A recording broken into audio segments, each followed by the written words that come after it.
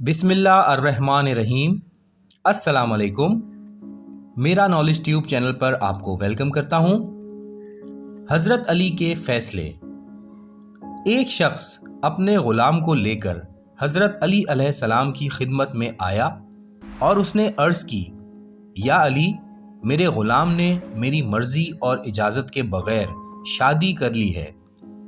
حضرت علی نے فرمایا، تم کو اختیار ہے کہ ان دونوں کے درمیان جدائی کروا دو۔ اس شخص نے اسی وقت اپنے غلام سے کہا، اے خبیث، اپنی بیوی کو طلاق دے۔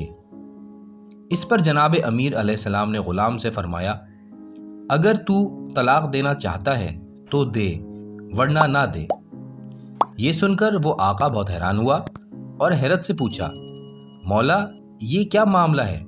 مجھ سے فرماتے ہیں ان میں جدائی ڈال دو، اور غلام سے کہتے ہیں کہ چاہے طلاق دو یا نہ دو۔